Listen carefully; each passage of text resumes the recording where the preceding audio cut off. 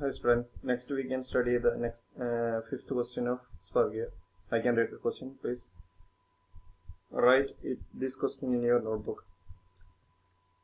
Specify the details of a spur gear to transmit 20 kilowatt at 1200 rpm.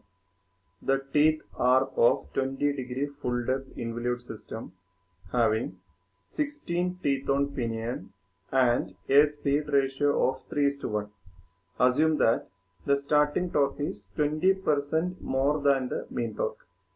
So there is some changes in question apart from the previous questions because here the material for the both pinion and gear are same, and they given the power is 20 kilowatt, so we can write the given data P is equal to 20 kilowatt and the speed of the driver is given, that is N1 is equal to 1200 rpm. Then they given the speed ratio, then the value of number of teeth on pinion is given, that is 16. Then alpha is equal to 20-degree full depth involute system. Then they given a percentage system, a percentage for the connection the mean torque and the starting torque. That means here we can write it as MT max, that is the maximum torque is equal to 20% more than the mean torque. That means 1.2, right? 120% into MT. Then we have to find the value for module FD, FEN, FW, that is wear load, endurance load and dynamic load. We can start the problem. We can start our solution. We know that the value of I is equal to N1 divided by N2. From that equation we can find the number of teeth on gear, that is equal to 48 teeth. Then this question, material property. Since the materials are not specified, we can assume both pinion and gear are made of same material. So we can assume any material. As I already said during the question, that is the material is not specified, so we can take any material, but that material, both material are of same material. That means for a gear and for a wheel the material should be same. Okay, that is an assumption, and we can take any material. Normally it is carbon C45 untreated.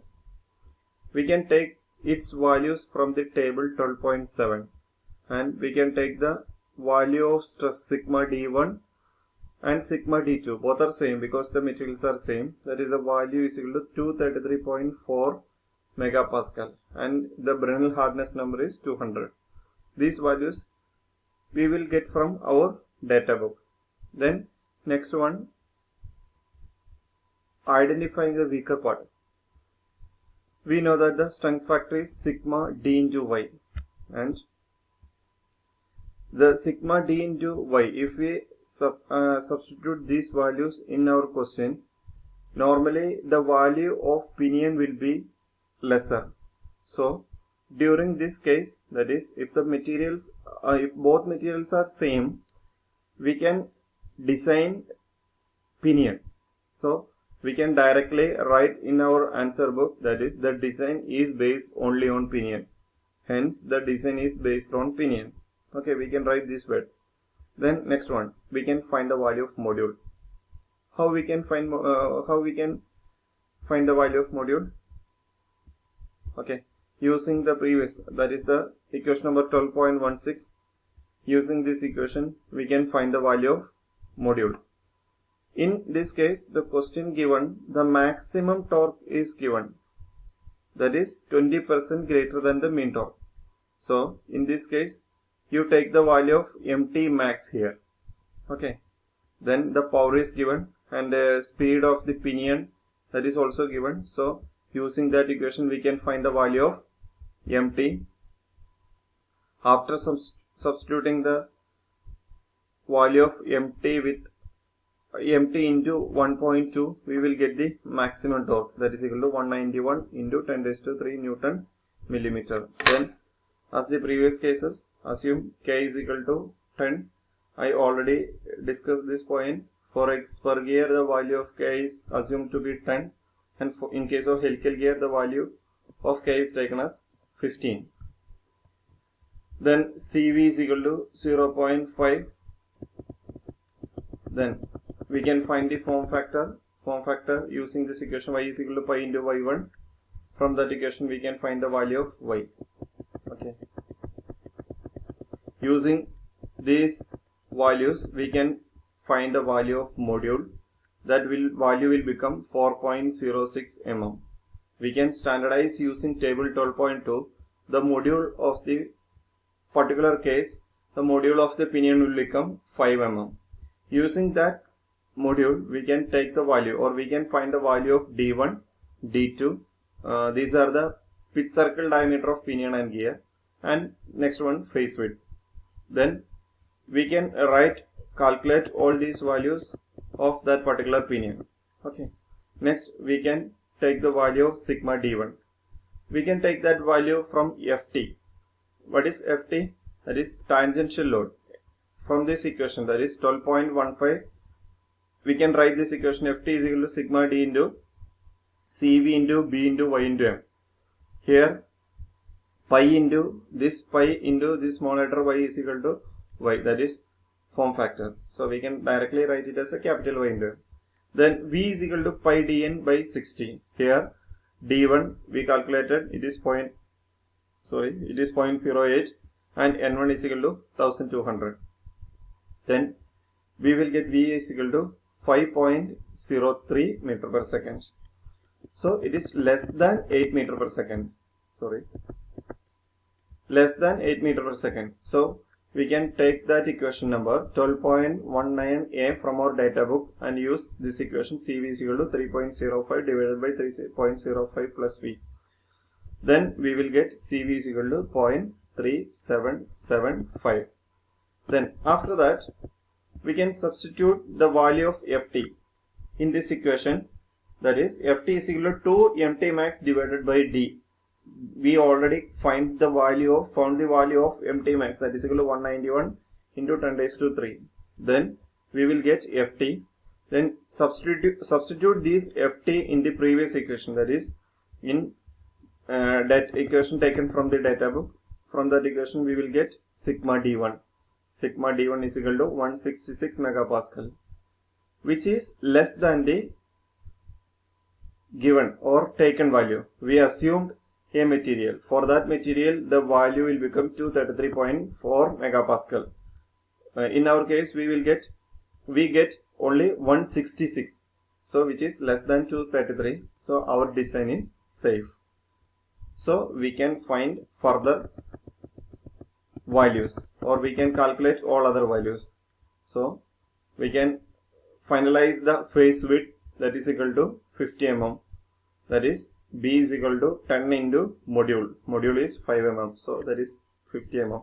Then we can check for the we can find the dynamic load. Also we can check is our design is safe or not. So Fd is equal to Ft plus this equation, that is equation number 12.33. We will get Fd. In this equation, it's in the just below of that equation, the value of K3 is given in our data book. So using this equation and using these empirical values, we can find the value of Fd. Also here the value of V is equal to 5 meter per second and the value of error is equal to 0.064.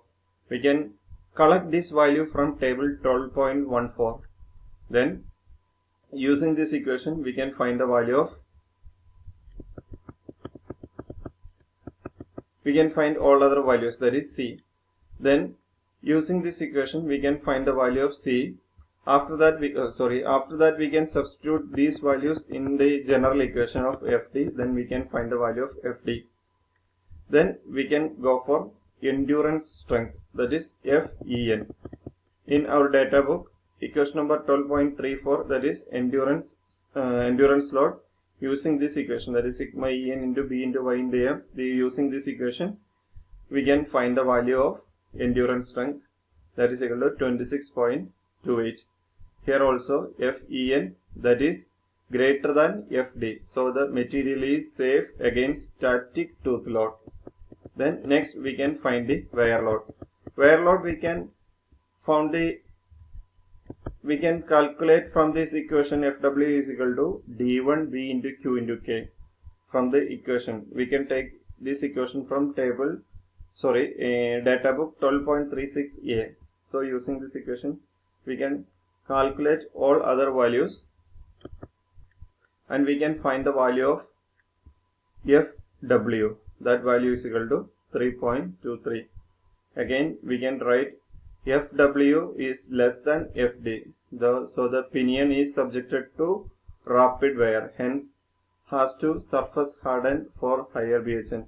So we can conclude this value because FW is much more lesser than FD. For the safest design or for the safer side, FW should greater than FD.